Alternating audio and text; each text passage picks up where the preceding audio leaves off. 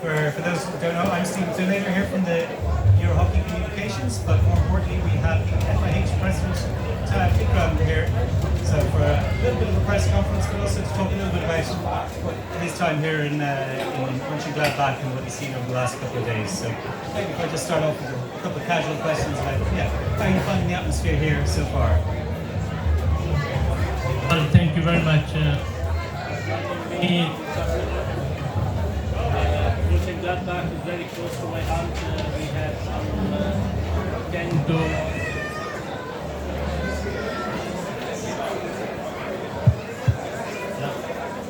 So, Mönchengladbach is not a strange place for me. We had some fantastic years, starting from 2006, 2008, 2010.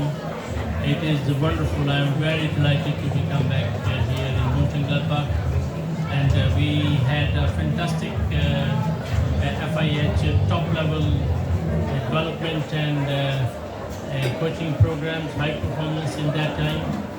And I think that was for me, it was very important era when this our DHB was very active on the Olympic movement and on the education side. And for the highlight of this visit was the Euro Hockey General Assembly, and it was a wonderful, successful event last 2 days.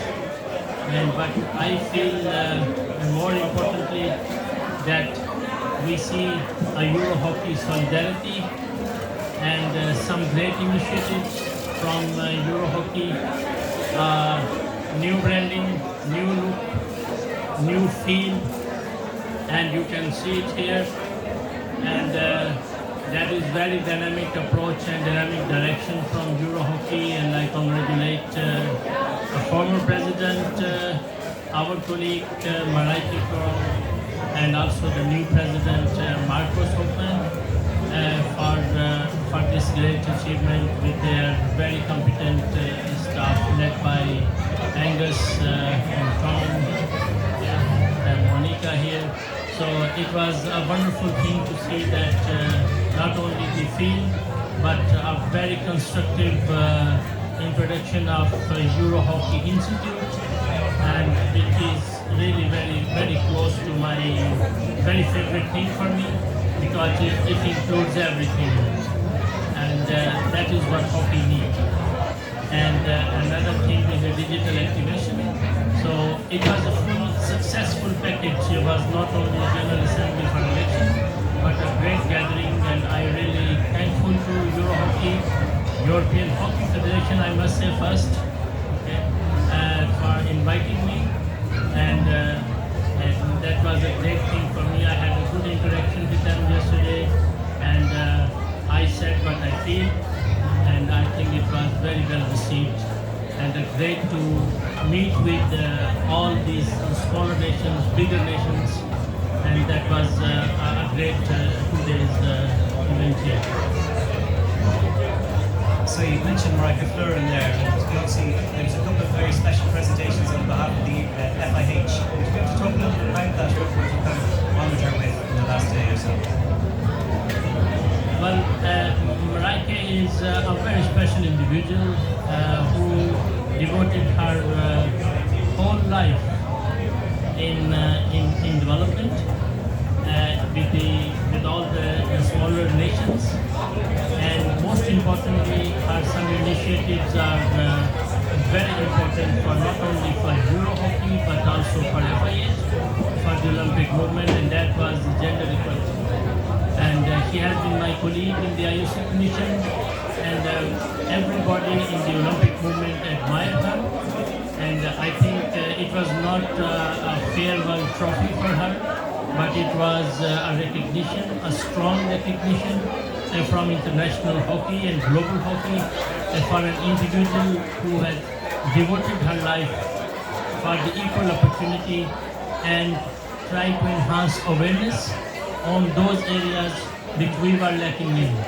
So FIH was really pleased to award her the FIH Excellence Trophy yesterday, and it was a great thing for us. Second thing which we announced yesterday, that FIH is pleased together with the Dutch National Olympic Committee to nominate her for the IOC Gender Equality, Inclusion and Diversity Champion Award. So that was something that I think the nomination for that award itself is a big thing.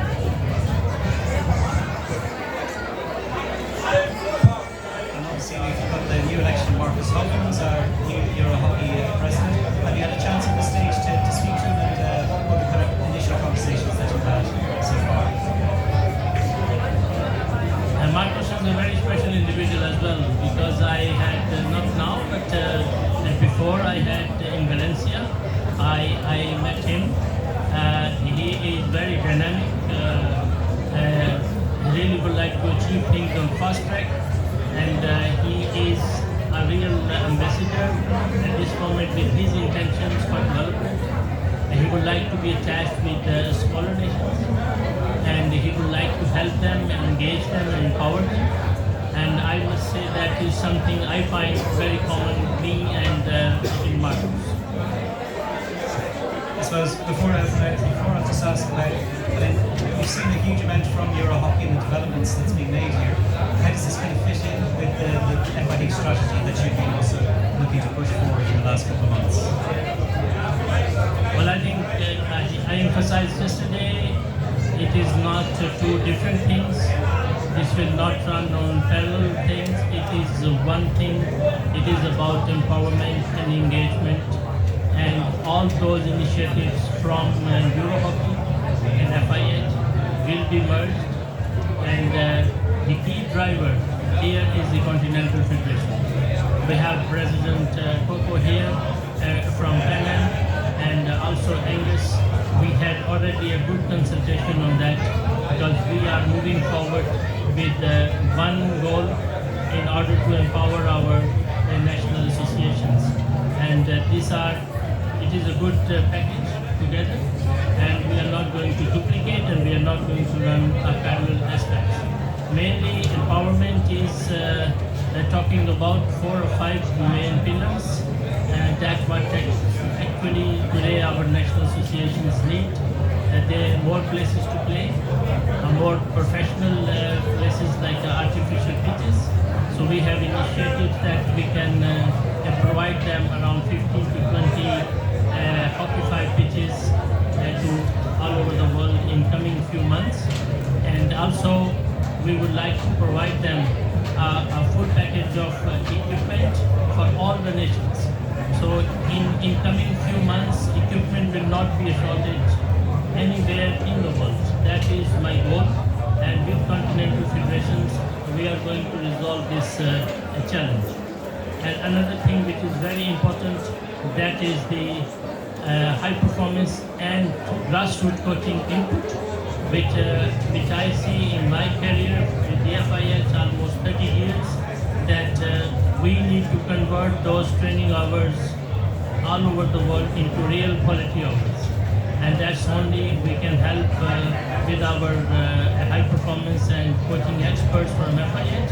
And this is in total package is around 600 plus days will be added to the Continental Federation's initiatives that we will provide this kind of assistance. Another key area is to provide a next level of tournament competition, that is Pro League, Nations Cup, and next level of Nations Cup 2 maybe. So we had already a consultation with 40 nations, and on 7th of September we are going to talk with them again. We are not going to impose something, because previously in our friend Leandro's time we had a fantastic hockey series, World Hockey League, that people like to play internationally, not only continental. There were some challenges, so we are trying to give a new opportunity. These are just the highlights of the whole study.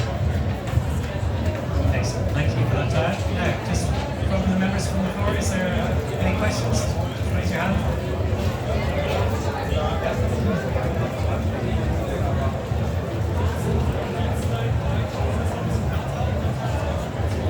Hi, my name is Ikram from Hockey.nl. And the teams here, they are not only playing for the European title, but also playing for the Olympic ticket to Paris. But only one team in every gender can win, so the others need to play it in the Olympic qualifiers. I have a few questions about that. First of all, the teams play in, when I'm right, China, Pakistan and Spain. Can you please give some more information why the teams play there? Why did you choose those countries?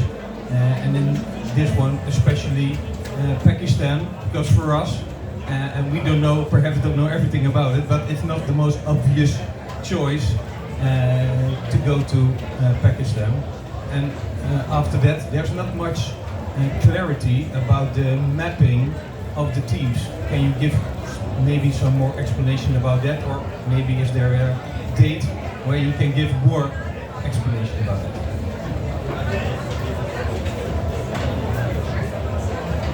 Well, first part of the question is easy, that we opened up our bidding process as we do for all other tournaments, and we received bids from these countries, China, Spain and Pakistan, and we tried to see more of the other countries there, but that was not possible, and I can understand the reason, because at this moment nobody knows from who will qualify from here, and they will not go and bid for the tournament unnecessarily. So there is a limitation in that. Okay, about Pakistan, I think the main thing is to go back to Pakistan and bring back Pakistan. Okay, and that's the whole concept, right? And it will not be done. It will not be compromised on the player security or team security. This will not be done in that. Okay, and that I can assure you. But we are working from next week, coming weeks, dealing with Pakistan on different aspects, okay? And of course other nations as well, with Spain and China. So that's the first part of the question, that please understand we will not compromise any element which is right seen as a perception is negative maybe, but we are going to work on details.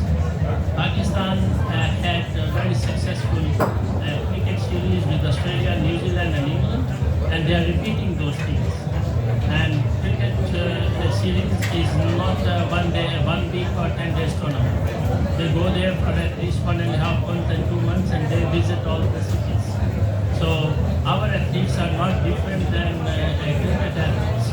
Okay? But there is a perception, there is certain things we must do as international federation, and Pakistan must do as a host. So we are working on it. End of the day, it's possible we can go there. It's possible that we may need to divert our direction. That's first part of the question. And is there another country which on the backup list? We have two or three backup countries for every tournament, and we always have. Okay. And teams mapping, it is a very technical question, but I think I am still a master coach, so this FIH president may try to explain this. We will do the same system of a normal tournament when we put that, and that go 1, 2, 3, 4, 5, same way, normally what we do in a tournament. And if Pakistan is on the left side, those teams will go to Pakistan. And if the Spain is on the other side, those teams will go to Spain.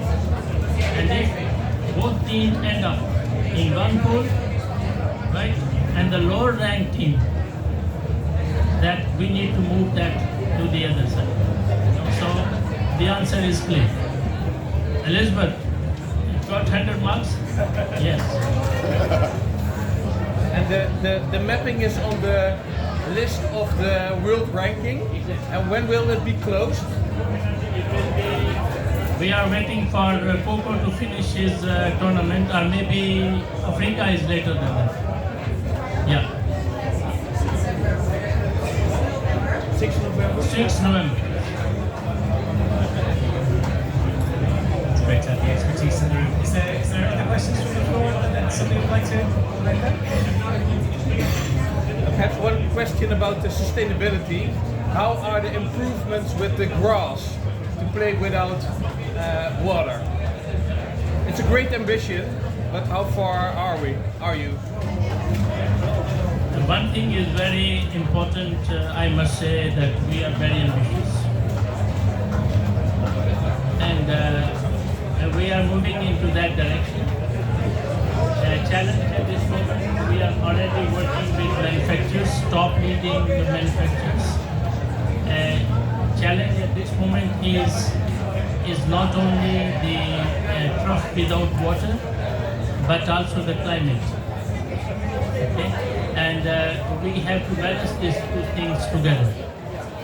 And in a certain climate, it is challenging to play on dry trough. So we still need to have certain amount of water for the player welfare and player welfare. And that is not new. It is the soccer is also using this. And it is very extreme weather climate. They also sprinkle water. So, but if you see a balance over the world, then we will be able to save a lot of water. In certain circumstances, we cannot compromise on the players' well-being, players' welfare, most importantly, playability. Okay.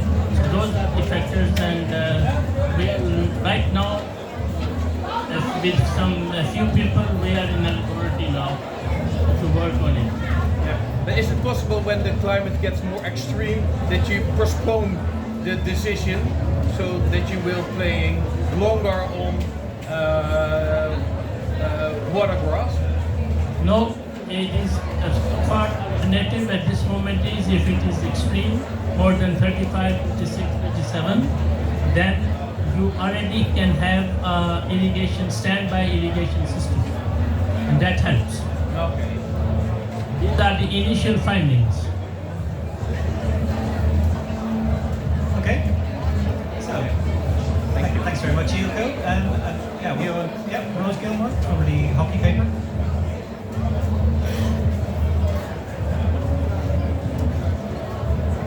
Hi, Tayyab. We've obviously seen the FIH penalty corner trials and then the U-turn, which you've made recent comments on, but could you just comment a little bit further as to why there was the U-turn? What happened within FIH corridors to give this pretty big U-turn decision that came along? Good one. Well, first of all, a U-turn is not always U-turn. Sometimes it is positive turn. And to me, the day we announced, particularly I announced to put a hold on this trial, up to that time we were having different questions of why we are going to kill the penalty corner. Okay? And why we are not keeping the penalty corner and find another way to protect our athletes and create more safety. So we were addressing that question. I think we are still continuing in this effort, okay, to protect our athletes. But if you see that specific trial, which is taking the ball on dotted line out, okay, I think with many experts, personal opinion as well, we were going away from penalty corner itself. Okay. And we also see that in certain areas that we are not encouraging teams to hit directly into the circle for very sometimes dangerous deflections. And that action was provoking that action. So that's why it was important to study it. Okay. Yes, it was announced, but in an early stage of findings, it was the right time to put hold on it. But now we are in a process to gather the data from all national associations that where we are with the penalty corner, particular injuries, or overall in general play injuries. So we are going to reevaluate ourselves. But I think it was timely to revoke that decision. Good follow-up. And any other questions? Okay. So, well, that being the case, we'd just like to say a big thank you to Tayyab for your time. And it was a really informative session. And, yeah,